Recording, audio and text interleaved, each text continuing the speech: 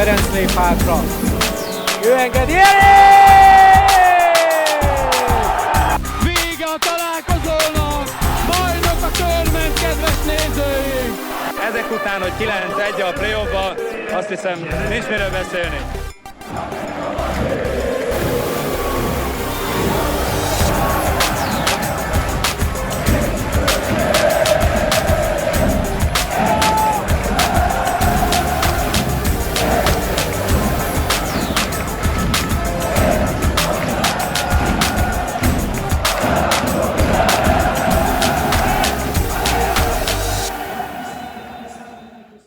Hello everyone, this is the 33 episode of RÁBAsket Podcast.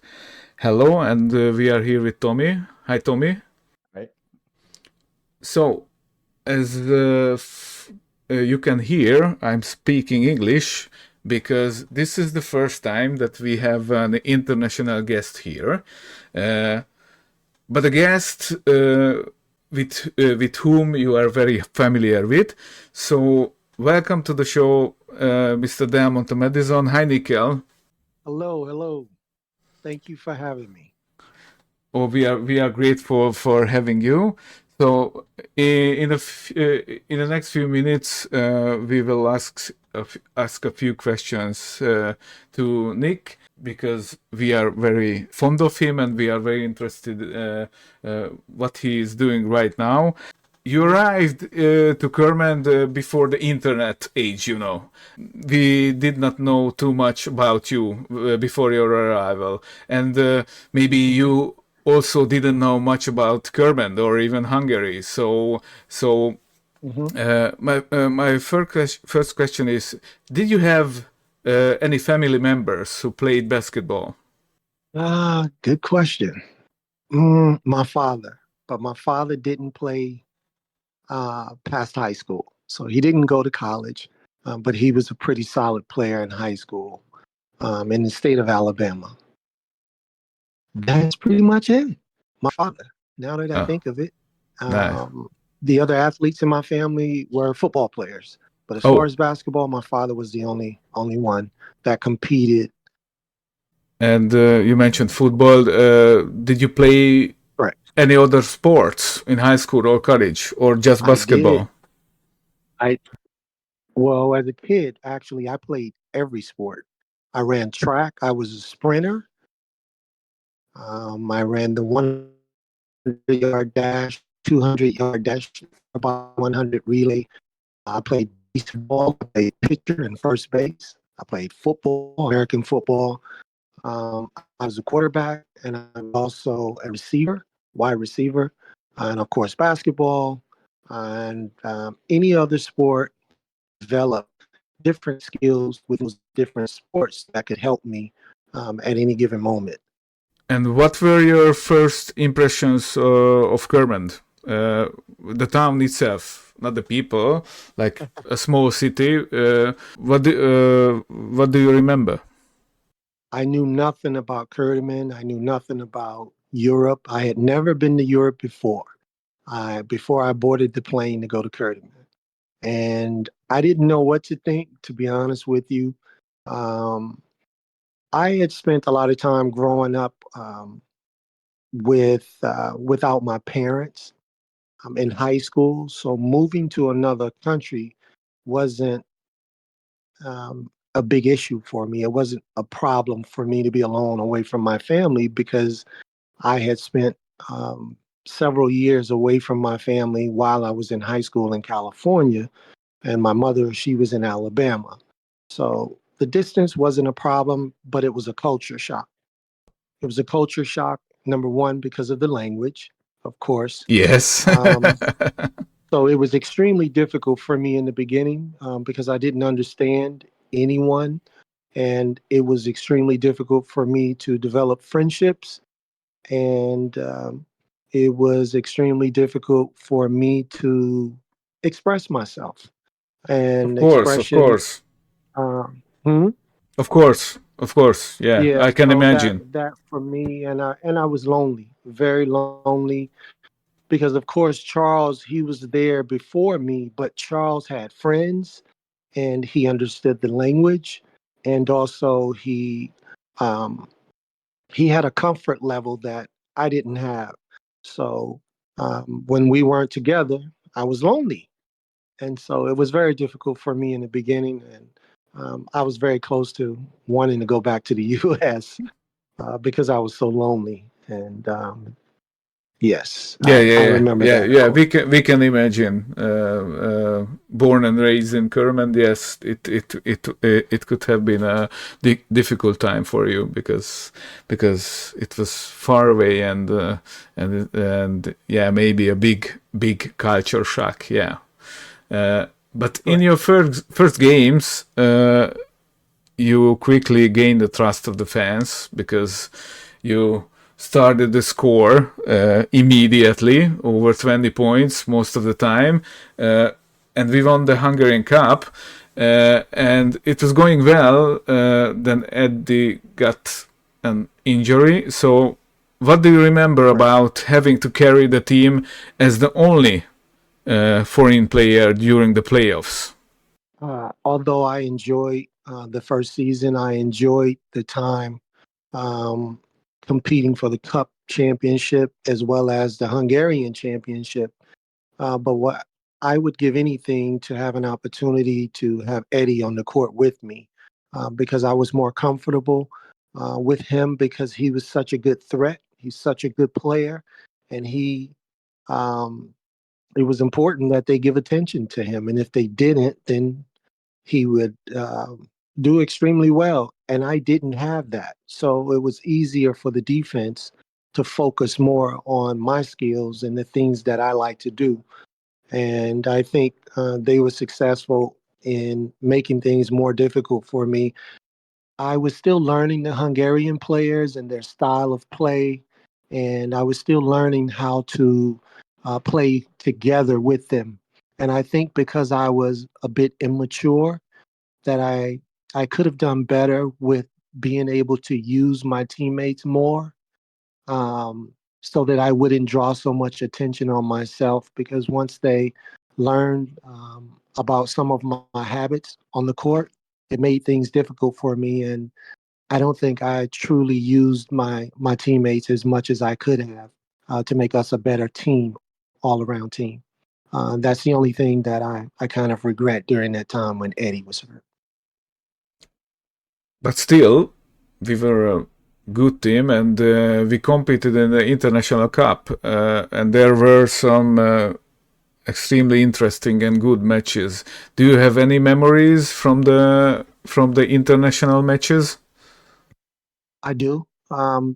Those games were extremely interesting for me because they gave me an opportunity um, to measure myself against talent all throughout Europe, and gave me an opportunity to see the talent level just in specific countries.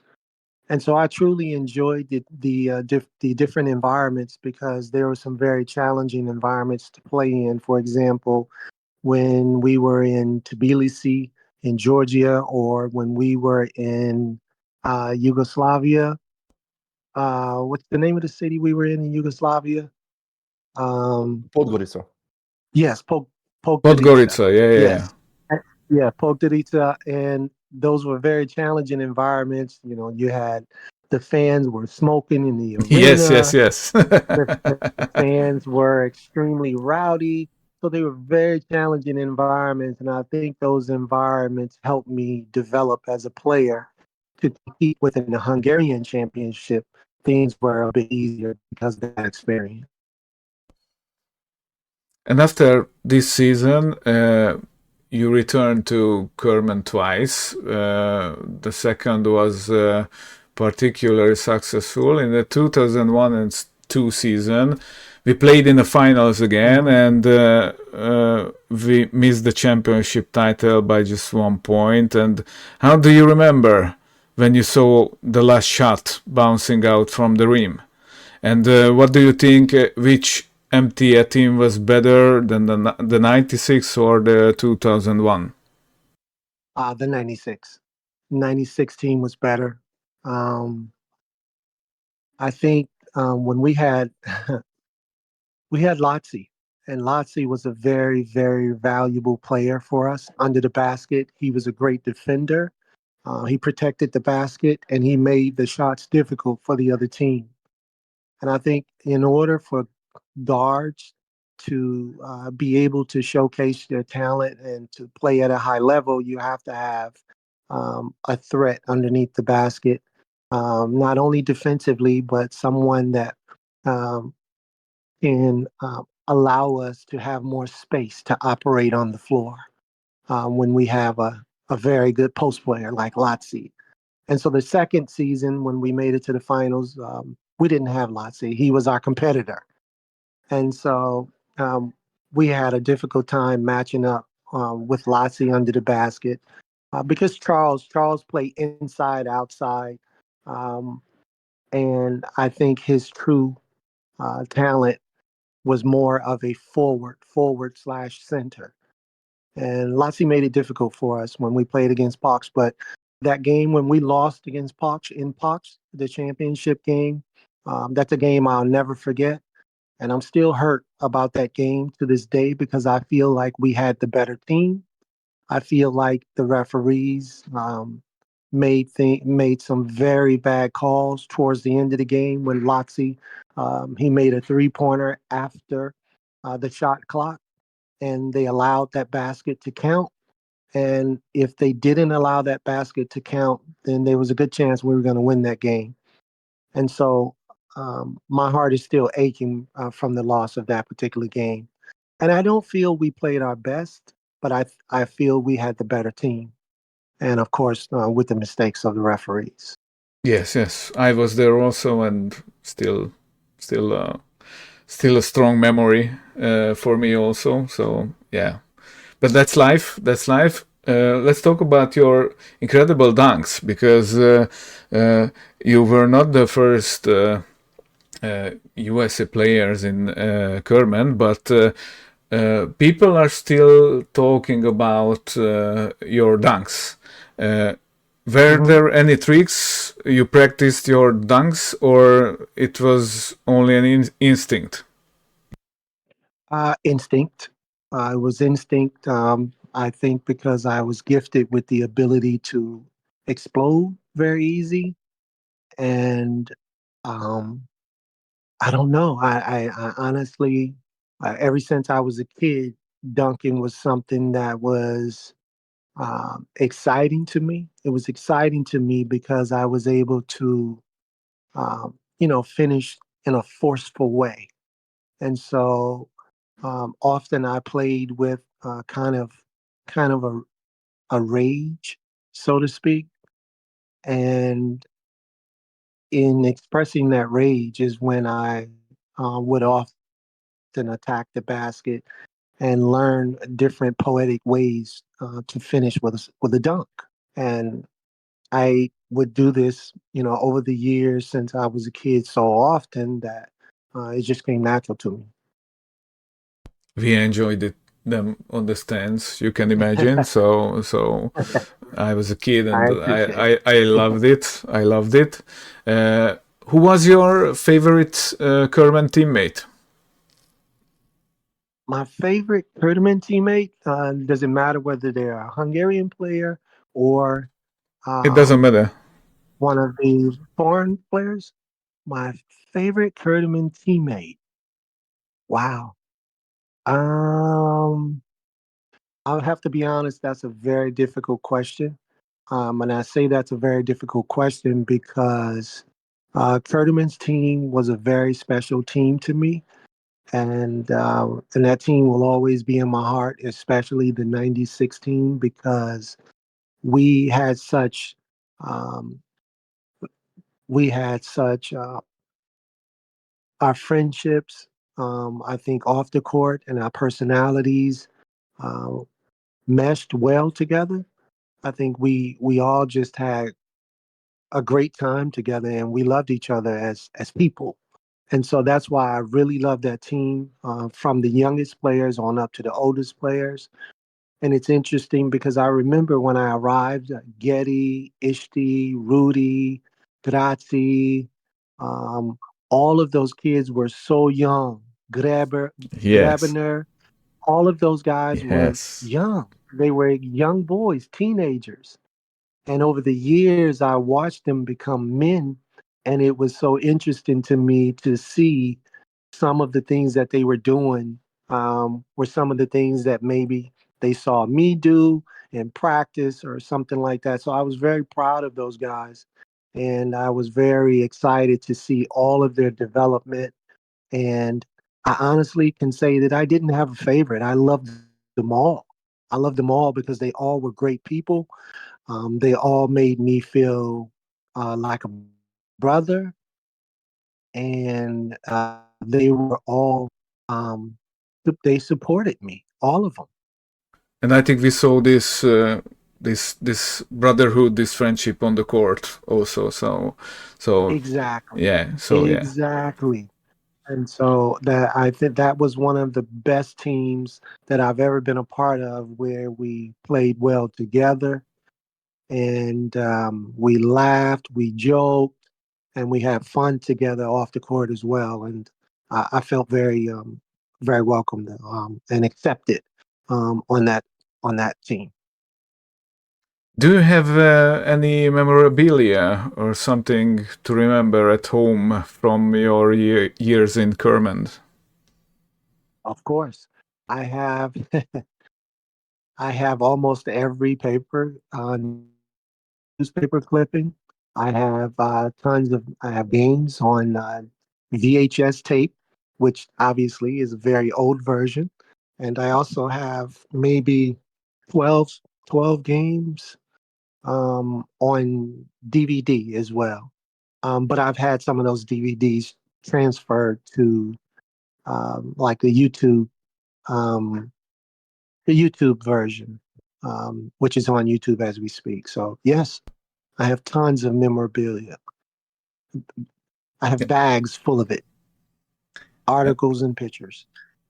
Very, very, very nice. And also, this is good that there is the Facebook page called MTA Emléktár, which has some Well, really, really good videos from the past. I think you are following it also. There are some yes. very, very great diamonds what that page founds from those years, and also in the YouTube. So it is good sometimes to check back to those games. But Yes. you played in 6 other Hungarian teams, as far as I Uh-huh. know well, and cities. Yes. Which one was your favorite after Kermend? After Kurdiman, I have to say Pox. Pox was a great experience for me because and Lotzi was my teammate. um, Lotzi Stigler. So I've always had a good time playing with Lotzi. Um, but the American player on that particular team was also one of my favorite teammates to play together with after Charles, Terrence Davis.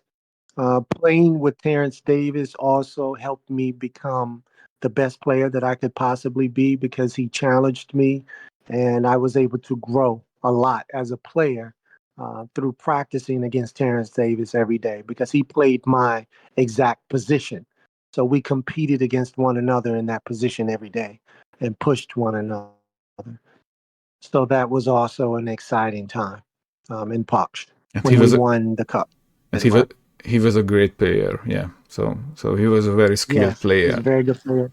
So we played similar. A lot of the Yeah. things that a lot of our talents were pretty similar. And Yeah. he's also a great person as well. Now we are reaching to the final questions, Nick. So tell us about the current Nickel. What do you do for a living, if you can say it? How do you live your ordinary days? I have a transportation company, a trucking company that I've been involved in for probably 8.5 years. Um, I initially, when I returned from Hungary in 2007, I went back to college and I finished my degree. I finished my bachelor's degree. So I have a bachelor's degree in liberal arts. And then I went further and I finished my master's degree. My master's degree is in education and it emphasizes special education. So I worked with special needs kids. But I then later started coaching. I coached the elite level Nike AAU basketball teams. And on one of those particular teams, I actually coached Zion Williamson, but it was an Adidas team. So Really? during that Oh, time, wow. yes, yes, when he was 15, I coached him. Um, and so eventually I had to stop coaching the travel teams because I wanted to develop a business that my daughters could benefit from. So for me, it made more sense for me to discontinue from working in the school system because I was thinking about ways that I can um, develop some generational wealth so that my daughters can benefit from my hard work. And so that's when I came up with the idea to start my own transportation company. And it's been 8.5 years. But I'm also pretty soon will be becoming a certified life coach.